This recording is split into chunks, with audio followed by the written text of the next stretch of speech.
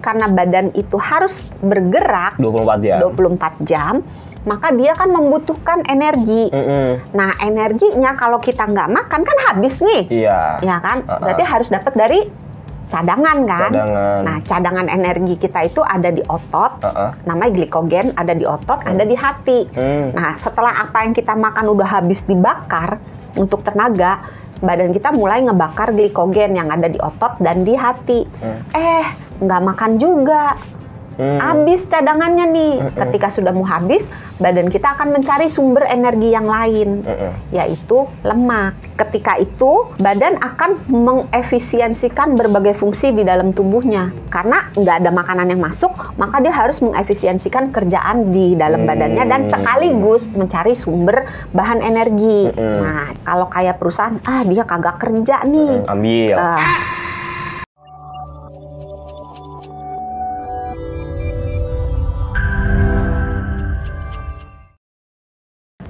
Kalau gitu, autofagi itu baik nggak sih buat tubuh, buat kesehatan? Basically, autofagi is bahasa Inggris. Kalau bahasa Inggris semua saya nggak ngerti.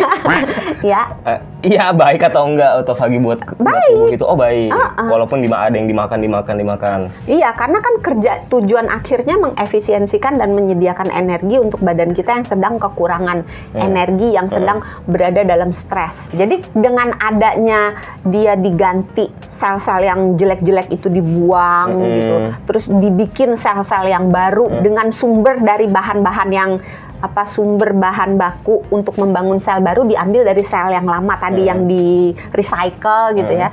Jadi badan kita akan mengalami kemajuan yang tadinya mungkin ada sel-sel yang ada virusnya karena dimakan, dibuang. Ya jadi kan bersih gitu, sehat gitu. Sel-sel yang rusak dimakan, jadinya kan badan kita jadi awet muda dalam tanda kutip. Dan bagus. Salah satu cara untuk bisa dapetin autofagi itu dari puasa ya tadi. Salah satunya ya.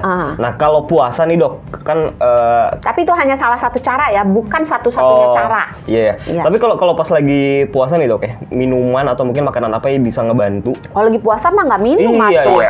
Enggak, maksudnya pas udah buka puasa mungkin ya maksudnya. Jadi gini, memang benar ada minuman. Mau dijadiin satu sama makanan nggak? Jadi aja satu. Jadi satu ya. Nanti berantem kalau nggak.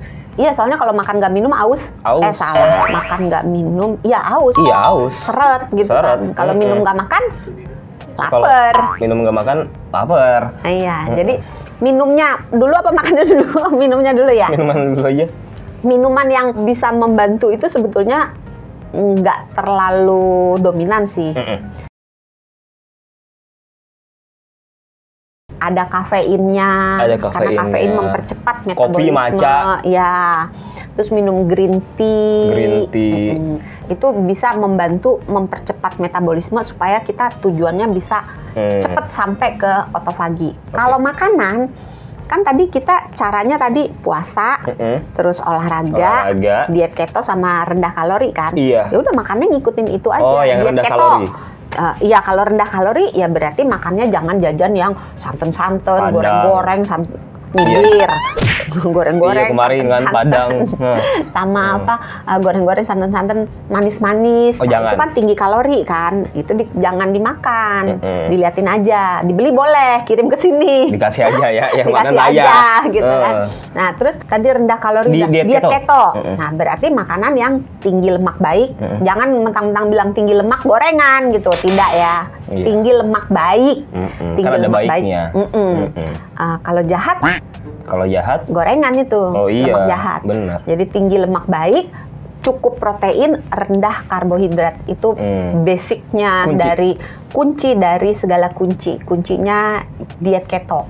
Nah, supaya bisa cepat sampai ke autofagi, kita boleh menggabungkan antara puasa dengan diet keto atau antara puasa dengan diet rendah kalori. Paham. Ada nggak makanan yang justru menghambat supaya bisa dapetin si autofagi itu? Ya itu tadi si kalori makanan yang tinggi kalori, yang manis-manis, makanan dan minuman ya, yang goreng-goreng, santan-santan, itu membuat badan kita punya energi terus, karena gorengan kan banyak lemak dari minyak gorengnya, itu tinggi energi. Terus gula juga kan ada energinya. Nah, terus yang menghambat si proses otofagi itu juga kalau kita makan terus-menerus. Karena otofagi itu akan terjadi kalau si insulinnya ngedrop, insulinnya turun. Padahal insulin itu tidak akan turun kalau kita makan. Jadi kan kita makan nih. Kalau kita makan, badan kita kan akan merasakan, wih ada makanan nih bos, siap-siap yuk untuk mengolah makanan ini. Maka dikeluarkan insulin. Nah kalau insulin keluar, otofagi tidak akan keluar, tidak akan terjadi. Dia baru akan terjadi ketika insulinnya rendah. Gitu. Itulah sebabnya kalau mau melakukan otofagi, si tadi pola makannya itu sebaiknya dilakukannya di pas mau puasa. Jadi kalau misalnya puasanya malam berarti dimakan malamnya. Ini nih mau saya tanya nih, berapa lama puasanya dok supaya bisa mencapai otofagi ini? Sebenarnya proses otofagi itu ada yang mengatakan sekitar 24 jam mulai baru terjadi. Puasa seharian 24 jam? Ada yang mengatakan 16 jam. Tapi saya menjawab supaya sahabat Sonora tidak bingung ya, berapa jam? Aduh nggak cukup. Itu tergantung pada badan setiap orang. Tergantung misalnya makannya sebelum mulai puasa makannya apa. Kalau misalnya sebelum mulai puasa makannya udah yang tinggi-tinggi lemak, tinggi gula gitu kan, yang tinggi kalori, maka dengan sendirinya badan kita punya cukup banyak sumber energi sehingga dia nggak akan kehabisan energi. Kebayang nggak? Kebayang. Nah, sehingga ketika mulai masuk ke jendela puasa, kita makannya udah harus nyetop tuh, yang udah harus mulai menyerupai diet keto. Jadi rendah karbo, cukup protein, tinggi lemak. Supaya dalam keadaan itu, start awalnya aja insulinnya udah nggak begitu tinggi. Sehingga dengan ditambah puasa, insulinnya akan drop. Insulinnya ngedrop, maka kita lebih mudah masuk ke otofagi. Jadi sebenarnya agak susah kalau ditanya berapa jam. Rata-rata sekitar 24 jam. Kalau pola makannya baik, metabolismenya cepet, itu mungkin bisa 16 jam gitu. Jadi beda-beda pada setiap orang. Beda-beda ya? Tergantung apa yang dimakan sebelum puasa? Sama tergantung cadangan dia banyak nggak. Karena biasanya otofagi itu baru akan dicapai biasanya ketika tubuh kita sudah mulai membakar lemak. Nah, tubuh kita baru akan membakar lemak kalau cadangan-cadangannya udah banyak yang udah habis. Nah, kalau orang misalnya orang kaya gitu, tabungannya di bank banyak, deposito banyak, ya lama dihabisin dulu. Tergantung. Sebagai closing statement dari tadi kita ngebicarain soal efisiensi tubuh ya dalam bentuk otofagi. Ada yang pengen disampaikan kepada pemerintah? Maksudnya ada yang pengen disampaikan ke sahabat Sonora gimana cara menerapkan pola makan ini jadinya. Gimana cara sederhananya dok untuk bisa menerapkan pola makan yang mendukung untuk mencapai otofagi ini? Makanlah teratur. Makanlah teratur. Makanlah di jam makan dan tidak makan di jam bukan jam makan. Yang seharusnya aja lah ya. Iya. Yang sewajarnya jangan aja. Makan tidak berhenti. Hah? Makan kan tidak ada berhenti. Yang tiap sejam makan, ngemil, nggak berhenti-berhenti. Karena dengan dia terus masukin makanan, insulinnya nggak akan turun. Karena insulin itu naik kalau kita makan. Naiknya akan tinggi kalau kita makannya karbo. Nah, sedang kalau kita makannya protein, naiknya hanya sedikit sampai tidak bermakna kalau kita makan lemak. Itulah sebabnya kenapa diet keto bisa menyebabkan otofaginya lebih cepat, karena diet keto itu kan tinggi lemak, rendah protein, tinggi lemak, sedang protein, rendah karbo kan. Nah, dengan susunan makanan seperti itu, insulin keluarnya cuma sedikit. Gitu. Jadi makan yang sewajarnya aja lah ya, seperti jangan terus-terus makannya. Iya. Kalau orang Indonesia tuh, ini saya penasaran sih kata aja dok. Kalau makan orang Indonesia tuh 2 kali atau 3 kali sih idealnya sehari? Kan ada yang pagi, tergantung siang, gaji malam. Mungkin ya.